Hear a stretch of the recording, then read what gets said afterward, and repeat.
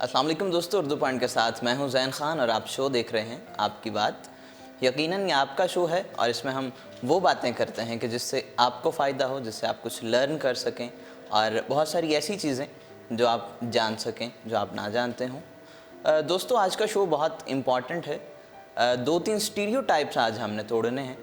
हम सुनते रहते हैं कि जी पाकिस्तान में जॉब अपॉर्चुनिटीज़ कम हैं और coming from a very humble background it's very difficult to seek a good job. एक तो ये हमने स्टीरियोटाइप आज तोड़ना है और दूसरी बात ये है कि अगर आप पाकिस्तानी कंपनी के मार्केटिंग हेड हैं तो इसका मतलब है कि it's very difficult to sell your products internationally. आज हमारे साथ मौजूद हैं सर राशिद सईद साहब।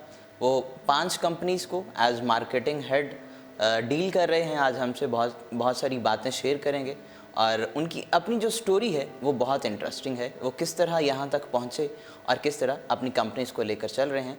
आज बहुत सारे स्टूडेंट्स के लिए जो इस चीज़ में इंटरेस्टिंग है और बहुत सारे ऐसे लोग जो इस बारे में जानना चाहते हैं उनके लिए शो बहुत अहम है। आइए सर से बात करते हैं। अस्सलाम वालेकुम सर। वालेकुम अस्सलाम sir, welcome to the show. Thank you very much. Sir, ये बताइएगा कि आप माशाल्लाह मार्केटिंग हेड हैं 5 कंपनीज़ को, ख्वाजा ग्रुप ऑफ कंपनीज़ को माशाल्लाह मार्केटिंग लेवल पर आप इंटरनेशनली हेड कर रहे हैं जी, आपकी अपनी स्टोरी सर बहुत इंटरेस्टिंग है। बताइएगा किस तरह राशिद सईद साहब बने। जैन भाई, फ़र्स्ट ऑफ़ ऑल बहुत शुक्रिया कि आपने मुझे यहाँ इनवाइट किया और मुझे मौका दिया कि मैं अपना बहुत हम्बल लाइफ की स्टोरी और बहुत हम्बल एक्सपीरियंस आपसे और सुनने वालों से, देखने वालों से शेयर कर सकूं। जी जैन साहब, इनफैक्ट मैं जब कुछ महीने का था तो मेरे वालिद एक एक्सीडेंट में फौत हो गए थे। जी अब 2 ही भाई थे। जी। भाई उस वक्त 2-2.5 साल के थे, मैं कुछ महीनों का था और वो बहुत टफ टाइम था उस वक्त। जी वालिद फौत होने के बाद वालदा मेरी पढ़ी लिखी नहीं थी और लेकिन उन्होंने माशाल्लाह पढ़े लिखे ना होने के बावजूद इतना एक खूबसूरत फ़ैसला किया जी जो कि मैं समझता हूँ हर आज के दौर में हर माँ बाप को करना चाहिए कि उन्होंने मुश्किल रास्ता चुना कि मैं अपने बच्चों को तालीम ज़रूर दिलवाऊंगी। जी इसके लिए उन्होंने खुद को उन्हें जितनी भी मेहनत करनी पड़ी, जी जितनी भी ऑड जॉब्स करनी पड़ी, खुद उन्होंने वो की जी और उन्होंने ये कहना आसान है कि उन्होंने मुझे पढ़ा के यहाँ तक पहुँचा दिया, लेकिन इस सारे पीरियड के अंदर एक एक दिन जो है वो एक पूरी दास्तान है। बहरहाल वालदा की मेहनत से अल्हम्दुलिल्लाह उन्होंने मुझे तालीम दिलवाई और मैं बीच में अपनी पूरे लाइफ में बचपन के बाद से ग्रेजुएशन तक मैंने भी ऑड जॉब्स की हैं बहुत सारी और ग्रेजुएशन के बाद मैंने फिर ये फील्ड ज्वाइन किया। जी सर, वाले साहब के ना होते हुए आपने क्या ऑब्ज़र्व किया? सोसाइटी का रिएक्शन क्या था? मतलब एक तो हम्बल बैकग्राउंड से होना और ऊपर से वाले साहब का ना होना, और सोसाइटी को किस तरह से पाया आपने?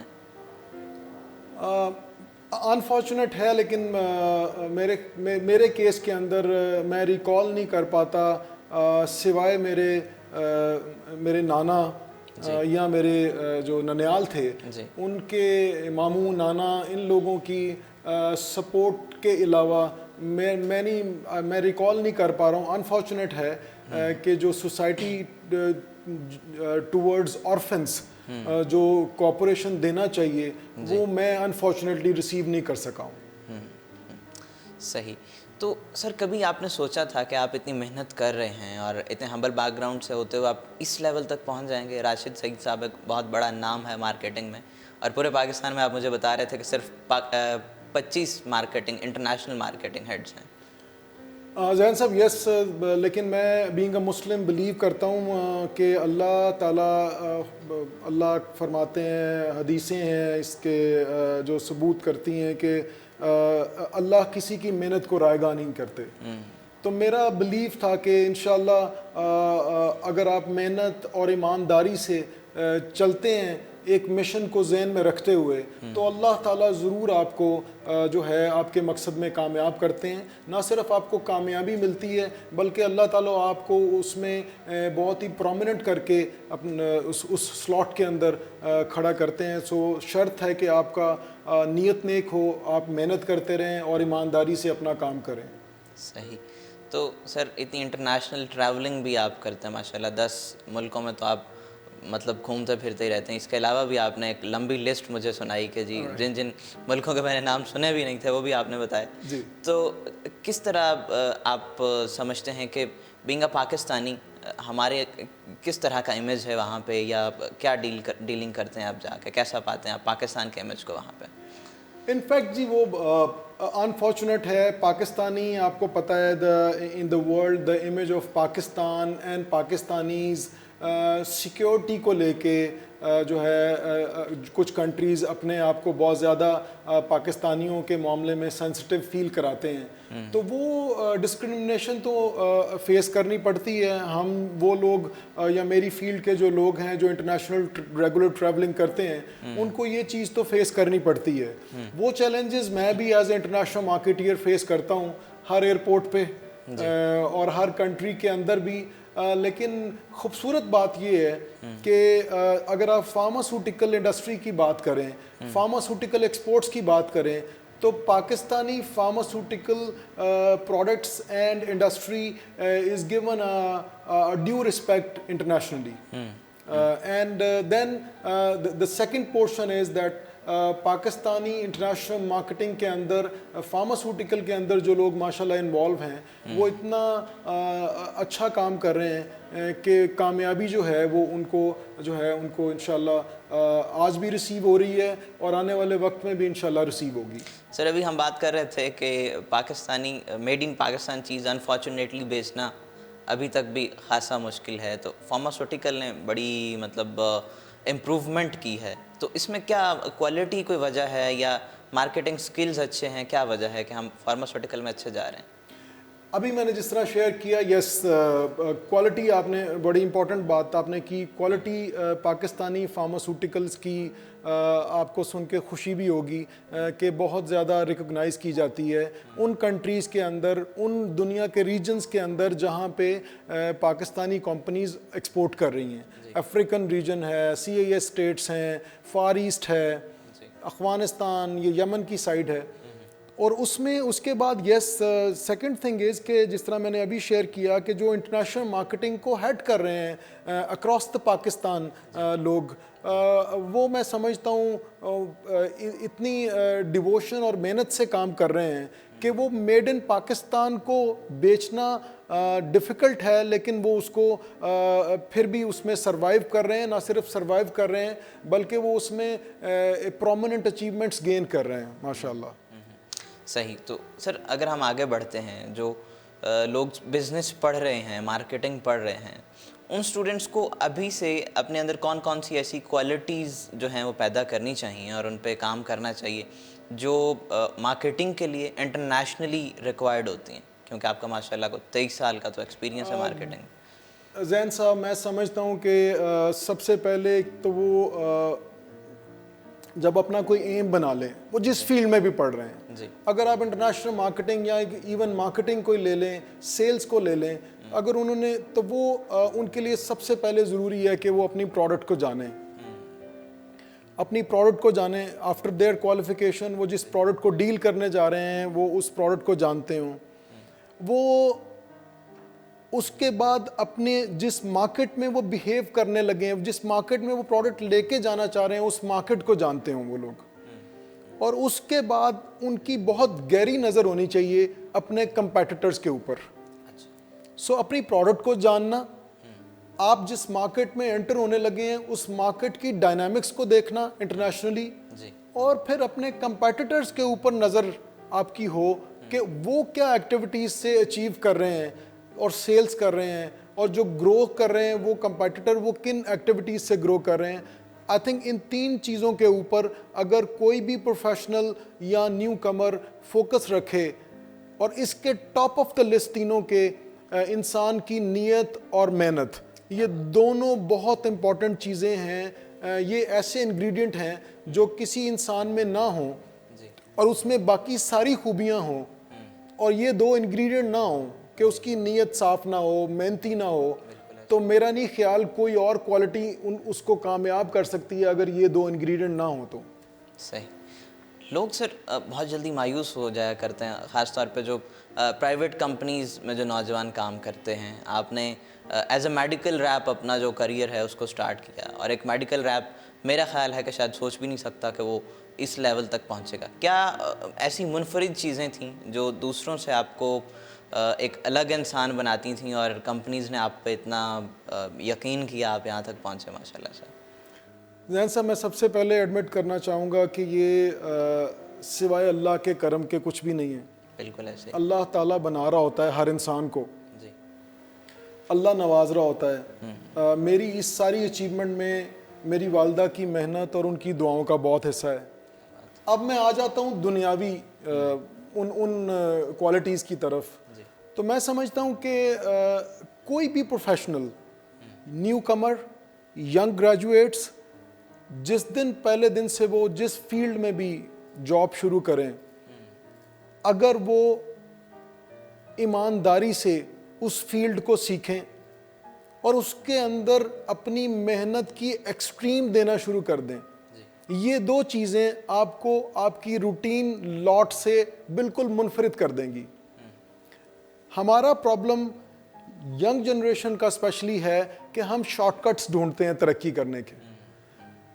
और मैं बताऊं, शायद कोई एक्सेप्शनल लोग हों, रेयर कोई मिसाल मिले, लेकिन तरक्की का और परमानेंट तरक्की का, ग्रोथ का कोई शॉर्टकट नहीं है। बिल्कुल ऐसे ही। तो मेरा सिर्फ ये एक एडवाइस होगी सुनने वाले यंग प्रोफेशनल्स को कि शॉर्टकट कोई नहीं है। आप जिस फील्ड में भी हैं, आप उसके अंदर अपनी पूरी काबिलियत के मुताबिक मेहनत करें, देन हो नहीं सकता कि अल्लाह ताला आपको तरक्की ना दे। तो शॉर्टकट्स को अवॉइड करें, मेहनत करें, उस जिस फील्ड में है उस काम को सीखें, सीख के करेंगे और अपने कंपेटिटर पे नज़र रखेंगे तो आप डेफिनेटली अपने कंपेटिटर से बेहतर परफॉर्म करेंगे। आपका कंपेटिटर आपकी ऑपोजिट कंपनी भी हो सकती है, आपके ऑपोजिट प्रोडक्ट भी हो सकती है, आपका कंपेटिटर आपकी ही कंपनी में आपके लेवल पे काम करने वाले बाकी लोग भी हो सकते हैं। So if you work hard, आपकी नीयत साफ है और आप शॉर्टकट्स नहीं ढूंढ रहे हैं, तो डेफिनेटली अल्लाह ताला आपको तरक्की देंगे। सर, व्हाट अबाउट अपॉर्चुनिटीज़ इन पाकिस्तान? लोग नौजवान कहते हैं कि जी डिग्री मेरे पास है, अपॉर्चुनिटी नहीं है, लेकिन मैं खुद ये समझता हूँ कि अपॉर्चुनिटी है, हमारे पास क्वालिटी नहीं है। क्या कहते हैं आप? आपने बिल्कुल सही बोला, अपॉर्चुनिटीज़ बहुत हैं, पोटेंशियल हमारे विद इन कंट्री बहुत है। अनफॉर्चुनेटली हम लोग नौकरी ढूंढते हैं, काम नहीं ढूंढते, तनख्वाह ढूंढते हैं, काम नहीं ढूंढते। मैं समझता हूं कि अगर एक यंग ग्रेजुएट नौकरी ढूंढने में 6 महीने ज़ाया कर दे, उससे बेहतर है कि वो 6 महीने कहीं जाके फ्रीलांस उस फील्ड में लगा दे। तो मैं लिख के देने को तैयार हूं कि वो उस 6 महीने अभी गुजरेंगे नहीं, जब वो फ्रीलांस काम कर रहा होगा, अगर उसने मेहनत और साफ नीयत से उस इदारे को काम करके दिखाया फ्रीलांस के तौर पे, तो मुझे यकीन है कि वो इदारा ही उसको जॉब ऑफर कर देगा, बजाय इसके कि उसको कहीं और जॉब ढूंढनी पड़े। क्या बात है। सो काम ढूंढना चाहिए।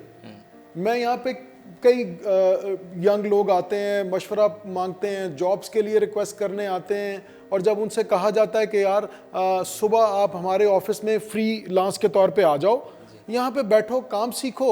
जब आज आप कहीं इंटरव्यू देने जा रहे हो और वो आप बता रहे हो जी मैं फ्रेश हूँ, 2 महीने यहाँ पे बैठ के फ्रीलांस काम करोगे तो 2 महीने बाद आप किसी को इंटरव्यू में बता रहे होगे कि जी मैं फ्रेश नहीं हूँ, मैंने पेड जॉब नहीं की, लेकिन मैंने 2 महीने ये वाला पर्टिकुलर फील्ड में काम किया है, तो आपके प्रोफाइल की वैल्यू ही बिल्कुल चेंज हो जाएगी।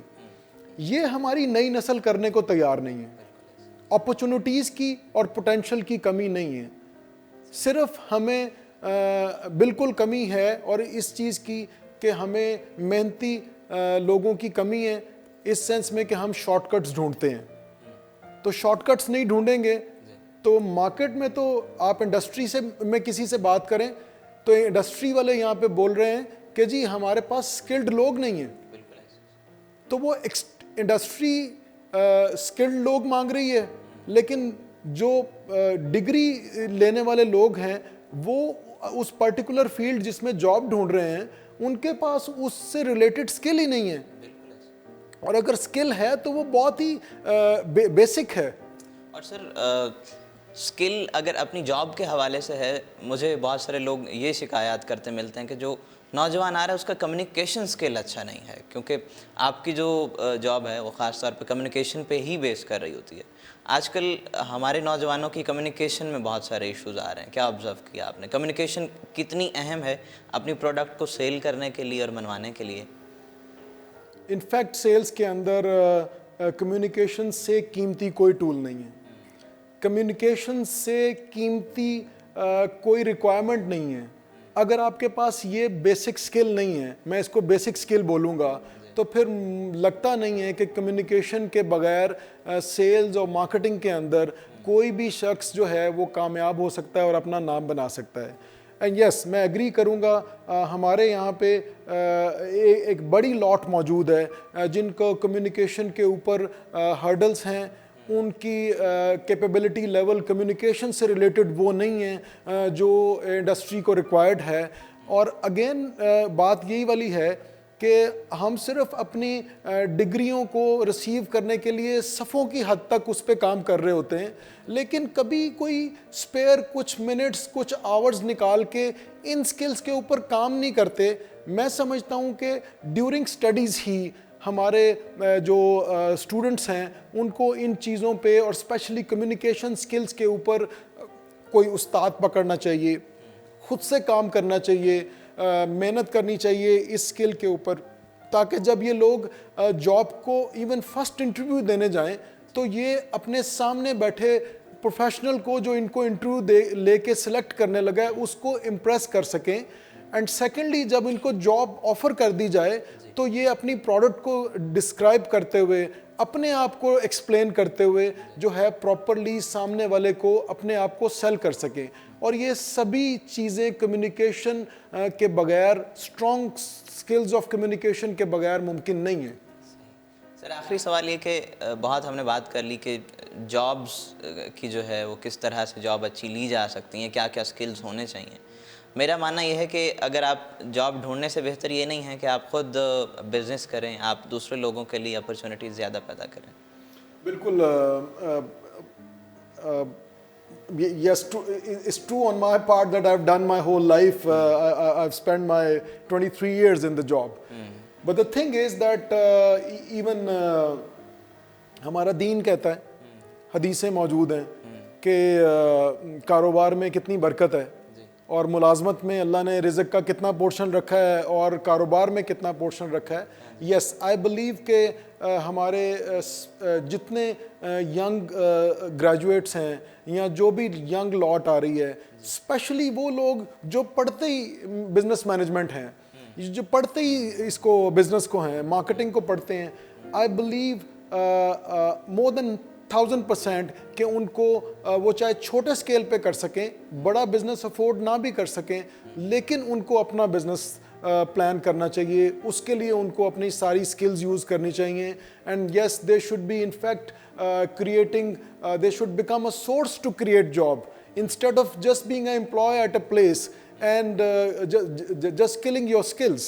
So it's better that they do something like their own business, even if it is small. Sir सभी देखने वालों को आखिरी क्या पैगाम देना चाहेंगे, जो नौजवान आपको देख रहे हैं, जो फ्यूचर में पाकिस्तान का फ्यूचर है? जी, a very simple thing which I said, कभी भी किसी तरह के हालात में, मेरी ज़िंदगी अल्लाह ने, मैंने आपसे शेयर किया, अल्लाह के करम से ऐसी अल्लाह ने बना दी कि खुद एक मिसाल है कि कभी भी किसी तरह के हालात में भी हिम्मत नहीं आ रहे और शॉर्टकट्स नहीं ढूंढें। अपनी स्किल्स इंप्रूव करें। आप जिस जॉब, जिस करियर को, जिस प्रोफेशन को फोकस कर रहे हैं, उसके मुताबिक अपनी स्किल्स को अपग्रेड करें, शॉर्टकट्स नहीं ढूंढें और कभी भी नेक नीयती और हिम्मत और मेहनत का दामन ना छोड़ें। हो नहीं सकता इन चीज़ों के करने के बावजूद अल्लाह आपको तरक्की ना दे। क्या बात सर, बहुत शुक्रिया सर आपके वक्त का। इंशाल्लाह आपको फिर कभी रहमत देंगे। बहुत शुक्रिया उर्दू पॉइंट आने का। दोस्तों हमारे साथ मौजूद थे सर राशिद सईद साहब, जिन्होंने बहुत अच्छी बातें की और बहुत सारे ऐसे आपको गुर बताए कि आप किस तरह से अच्छे मार्केटिंग मैनेजर बन सकते हैं, किस तरह से आप अच्छे बिजनेसमैन बन सकते हैं। और इनकी स्टोरी सुन के मुझे तो एक बात जो समझ में आई है कि लाइफ में कोई शॉर्टकट नहीं होता और जो भी कुछ आप करना चाहें, चाहे आपका बैकग्राउंड जो भी हो, आप जो भी करना चाहें आप कर सकते हैं। उम्मीद है आज का शो आपको अच्छा लगा होगा। सांसों ने वफा की, तो इंशाल्लाह आपसे मुलाकात होगी अगले प्रोग्राम में। तब तक के लिए अल्लाह हाफ़िज़।